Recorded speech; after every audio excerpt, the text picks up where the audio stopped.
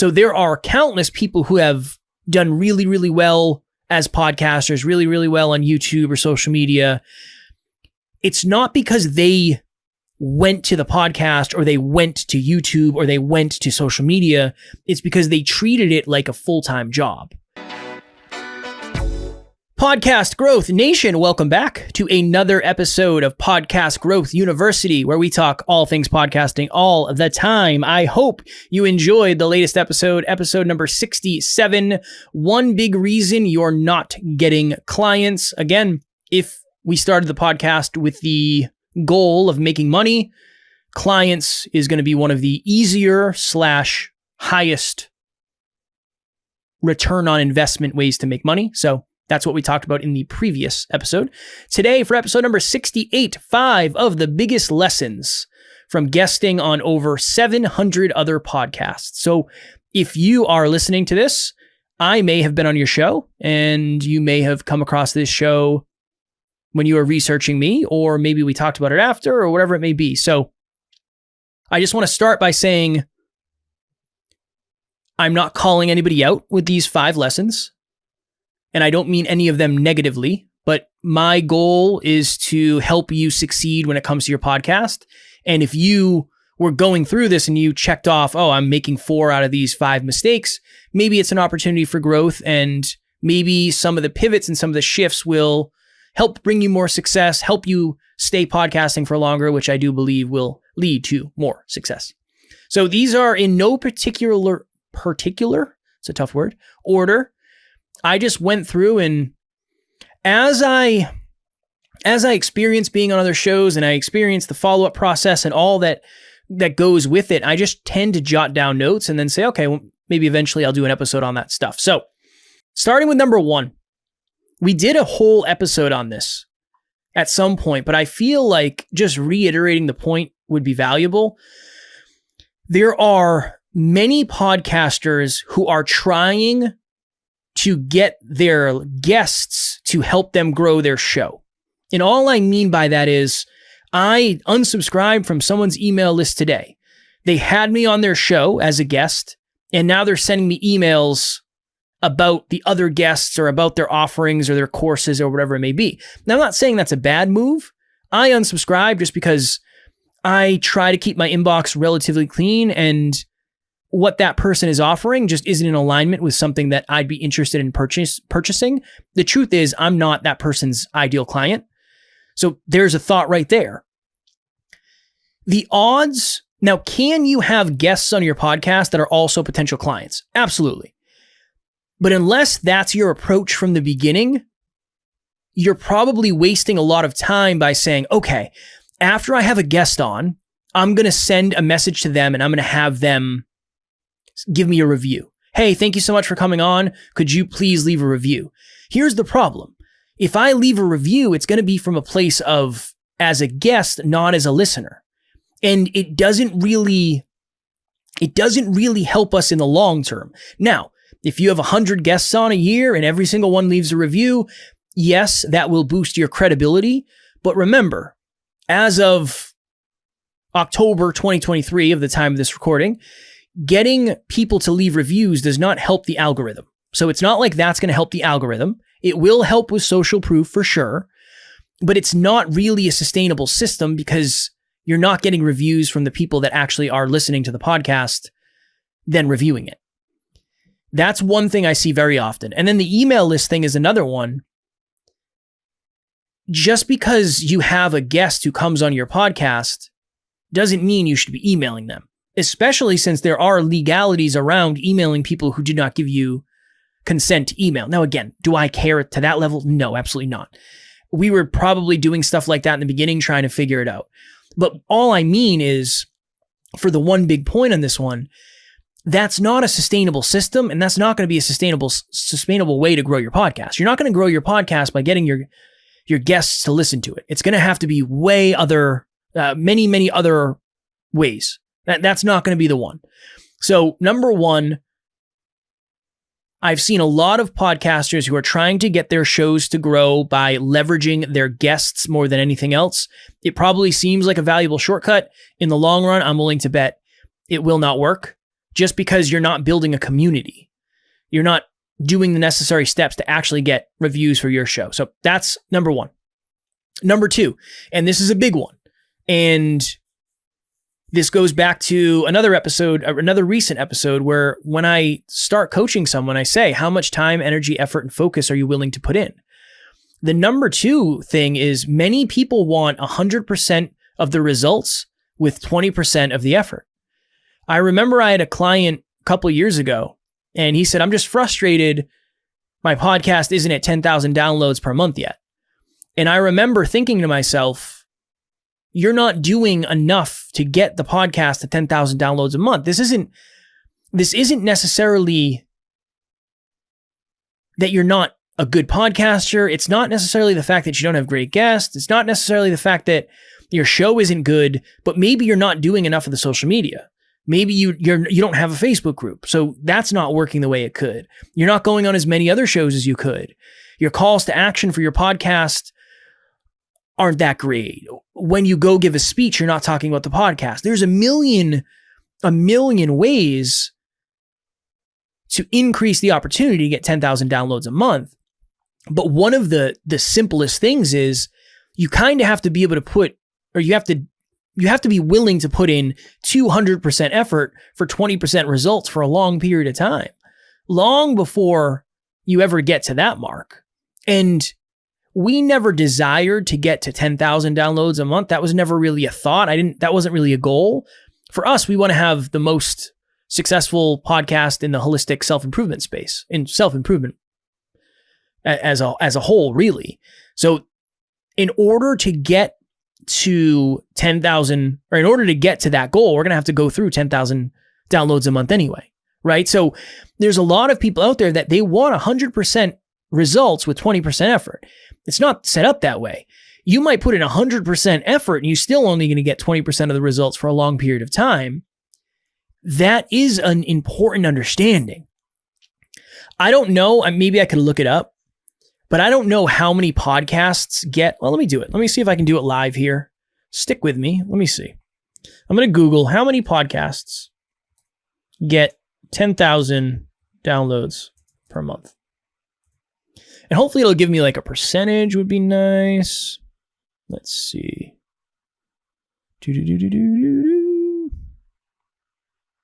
Yeah, see, when you Google that, oh, here we go. Yeah, it's not really,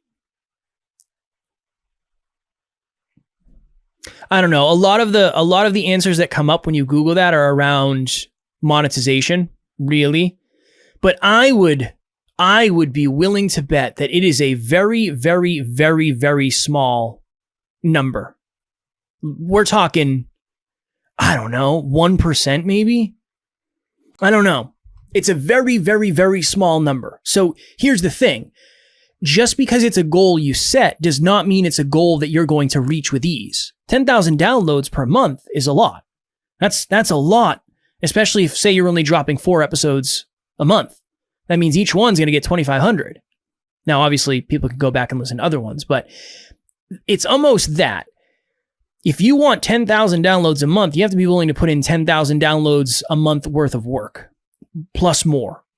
So that goes back to the misaligned expectations. The expectations are, well, it shouldn't be that hard to get 10,000 downloads a month. It's very rare that people do it, so it's got to be challenging by definition. So if you fall into that category, and I'll talk about that a little bit more towards the end for one of my last points, we'll touch on that towards the end. So that's number 2. Many people want 100% results with 20% effort. It's the other way around for a long, long, long, long period of time. For a long period of time. Okay. This is a big one, and I want this one to be empowering, not disempowering. I want this one to be very empowering. Your struggles as a podcast host to get more downloads, to get more listens, to get more views, to get clients, to get on other shows, to get big guests, it is probably not a you problem. It is just a problem in the industry. The reason I say that is because I have worked with, I don't know at this point, hundreds and hundreds of podcasters I've been on Zoom with, understanding the ins and outs of what's going on with them. And almost everyone exclusively across the board is struggling to get more listens, struggling to get more clients, struggling to get great guests, and struggling to get on, I would say, larger aligned shows as a guest. It's not a you problem. We're struggling with Next Level University in our own way. We might be ahead, quote unquote, but we're still struggling. Last month, I think we had 16,000 downloads. That's a low month for us. That's not ideal. That's not what we want. So we're struggling there. We've changed a lot of things and we've tested a lot of things and we're trying stuff, but it's not necessarily a you problem. It doesn't necessarily mean that you're doing anything wrong. I think it's one of those expectation things. I've had a lot of people come to me and say, yeah, who was I talking to the other day? I was talking to a couple podcasters and they said, we've done 50 some odd episodes and we've only had 2 people reach out. And I said, well, what if there's nothing wrong with that? What if that's the expectation? Because here's the thing. It's almost like we either think we're doing better than we should or worse than we should. I've met some people that are doing better than they think they actually are. And I've met some people who are doing worse than they think they actually are. But the thought behind this point is a lot of everybody's trying to get more listens. It's not just you. Everybody is. If you're in a Facebook group, that's the question that gets posted every day. Hey, how do I get more listens? There's a lot of effort that goes into getting more listens. That's why many people don't have more listens. So the stuff that you're dealing with probably is not a you problem. It's probably just a problem. If you start a business, lead generation is usually a problem. It's not a you problem. It's a problem that all business owners have at some point in their business. If you're starting your fitness journey, drinking enough water might not be a you problem. It just might be a problem for the person who is getting into fitness and just getting into that realm. So I don't want you to think that as much as this list is about what I've seen people doing wrong, I also want to give reassurance that if you're producing consistent content, you're showing up and you're trying to get a little bit better and you're doing the things that we talk about here, you're probably way ahead of people that aren't. So your frustration around lack of growth is not something that is a you problem. It's everybody's dealing with it in some way, shape, or form.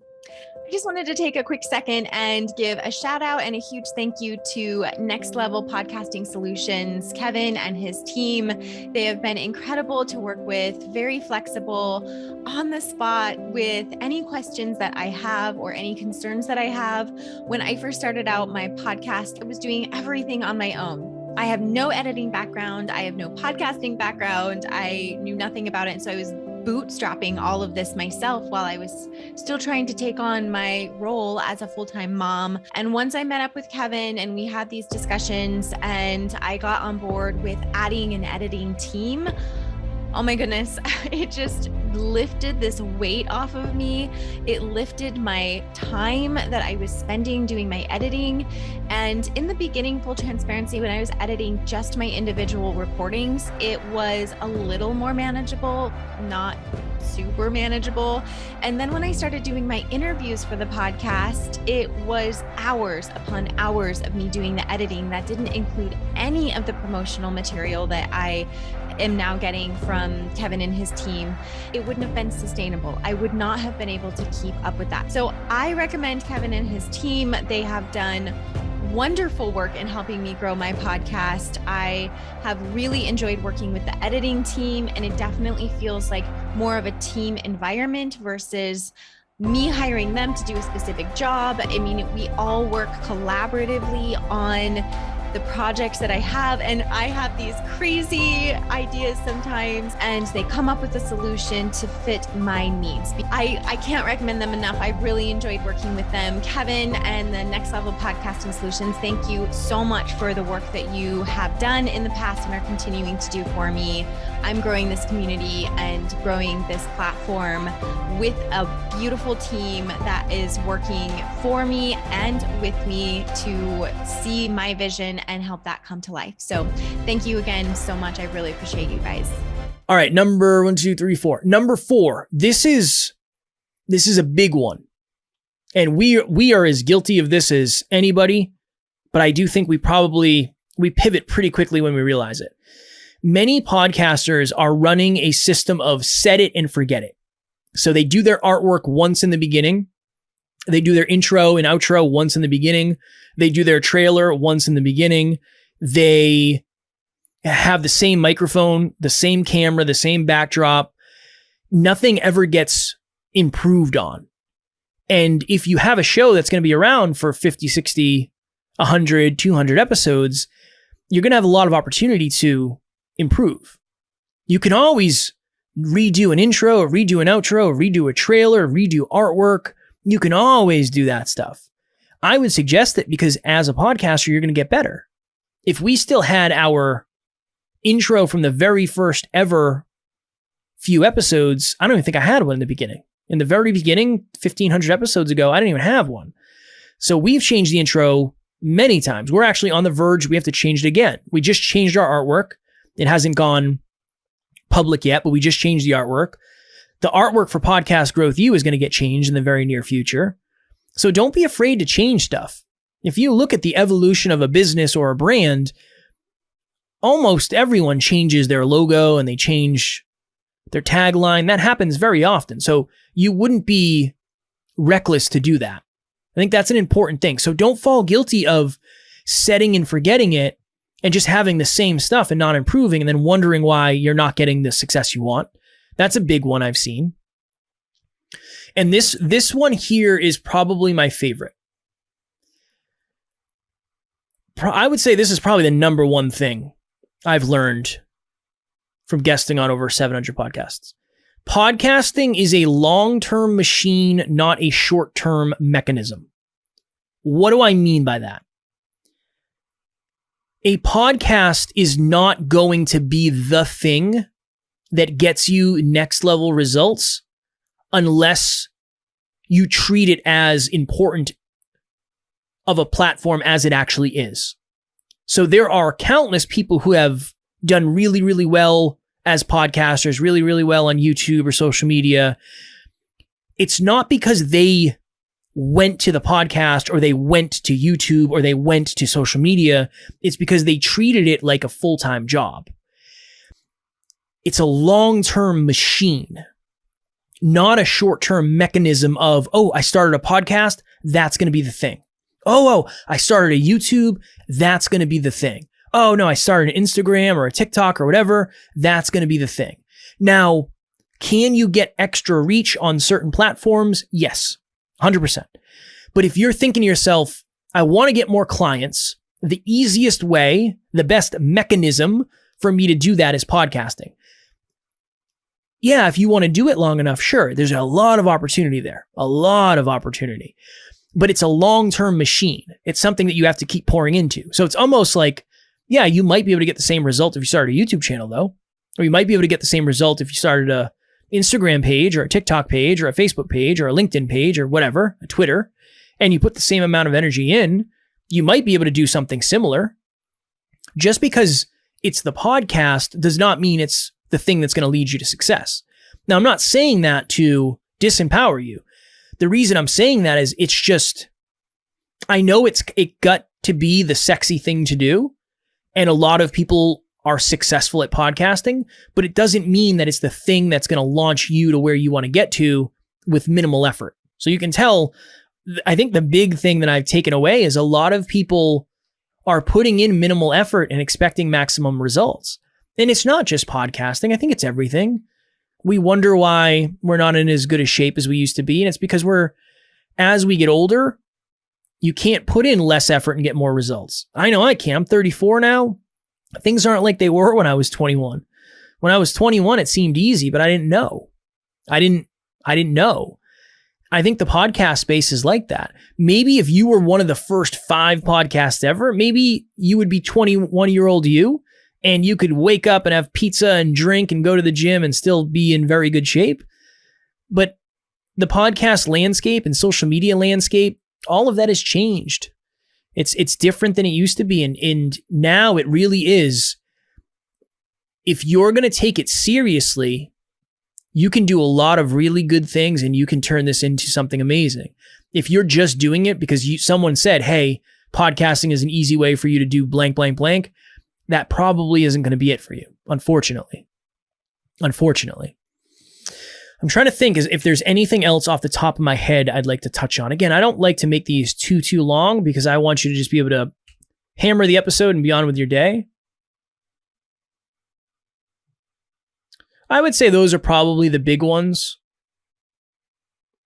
I would say the other thing is some people are really, really, really good at doing research for guests. Other people are just not good at all. I've had many people mispronounce my name. And again, I don't care. It doesn't bother me. It's not like I lose sleep over that, but I do know there's people that might. So if my name gets mispronounced, odds are that somebody else might too, and they might actually take offense to it. I don't care. I'll power right through it. I don't care if you even know my name. It doesn't really bother me that much, but it is a suggestion of the behavior. So it's almost one of those things where if you're not researching the earliest guests you have on, you're not really setting yourself up to get to the place where you're going to interview high-level guests and do a ton of research on them. It's kind of that thought. I remember I researched everybody. I spent hours researching people. And then it got to the point where I could do less research and still create as valuable of an episode. But that was only because I had done so much research up to that point. And then we had multiple guests on more than once. That's a tangent. Last thing I would say is many of the podcasts I've been on as a guest, they don't have a strategy. They feel very out of control and they don't have a strategy. I'm willing to bet if you feel that way, if you read a book on business, it would probably help you. Because again, a podcast is a business. It really is. Social media is your marketing. Your podcast is you adding value. Your Facebook group is where you nurture your audience. Your freebie is where you get someone to make a purchasing decision, even though it's free. And then your paid, whatever it is, products, services, coaching, whatever, that is how you monetize. I mean, that's how most businesses work, right? So study a business book. I think that would be super, super beneficial. And then last thing I promise. Most people are still stuck in the frame of sponsorships, affiliates, ads. Sponsorships, affiliates, and ads most likely will not work unless you're talking 10,000 downloads a month, and even that, maybe 10,000 downloads an episode. So again, it used to be, things have changed, but it used to be people would be willing to pay you $25 to $50 per 1,000 downloads. So let's say you're getting 10,000 downloads a month and somebody comes to you and says, I'll pay you $25 per 1,000. Yeah, 25 times 10 is $250. So you make $250 a month. If they're giving you $50, you might make $500 a month. If that's what you want to do, that's fine. It's just totally fine. But that's probably not going to create the life-changing amount of financial freedom to allow you to do this full time. It might recoup costs, but I would always suggest going the coaching course, adding value route. Yes, the biggest shows on the planet often get sponsorship deals, but they're the biggest shows on the planet. They're getting the sponsorship deals because they're the Joe Rogans, the Barstools, the, what is it, Call Her Daddy, Call Me Daddy, whatever that podcast is. They're getting a lot of sponsorship because they have so many listens. We're talking top podcasts on the planet. Most of us will never get to that level, and that's totally fine. But that also means we don't have to play the game the way that everybody else is playing the game. So don't be afraid to start thinking, okay, well, I talk about blank on the podcast. I could add value towards blank at a deeper level for X amount of dollars. Don't get caught up in thinking you have to do ads, sponsorships, and affiliates, because you don't have to. You don't have to. We're coming up on, it probably won't happen this year, but I would say Q1 next year, we will have made $1 million in our business. Since we technically monetized, I think in 2018 maybe. So let's just say 6 years, $1 million. Now, is that a drastic amount of money for a podcast? Yes. Right? Is that life-changing amount of money? Yeah, if you're doing it by yourself or with a business partner, it definitely can be. And that's continuing to grow. Never a sponsorship, never been paid for an ad, never done somebody else's affiliate stuff. So it definitely can be done. And I just think it also helps you create a real business. It's hard to create a real business that depends on how much somebody else is willing to pay you for the amount of downloads you have. So I promise I'm done. A little longer of an episode today, but I'm curious if you have been on other shows. I'm curious to know what your takeaways were. Were you pleasantly surprised? Were you unpleasantly surprised? I'm very curious to know because I've been on a lot of shows. I've been on a lot of amazing shows. I've been on a lot of early shows where people are just excited to be out there. And I've been on some shows where you can tell they're just doing it to meet people and network. So I'm curious to what your take is. Next week for episode number 68. Did I really want to do an episode on this? What we're going to talk about? Not necessarily, but I do think it's important to you as the audience because again, that's my goal. That's my job. I want to add value. Are you using AI as much as you could? AI is the sexy thing. It's the buzzword. It's the topic. Everybody's talking about it, trying to say it can make you millions of dollars and all that happy jazz. So we'll talk about that next week. As always, I will have my link in the show notes for a free 30-minute podcast breakthrough session. If you want to be a better host, if you want to be a better podcaster, if you want to be a better coach, whatever it may be, I'm happy to jam with you on a call. So the link will be in the show notes. Until next week, I appreciate you all. I hope the microphone is sounding crisp on your end. I hope the video is picking it all up. I hope your neighbors are quiet. I hope the static is low. And I hope that your listeners are really resonating with your content. Until next week, we'll talk to you then.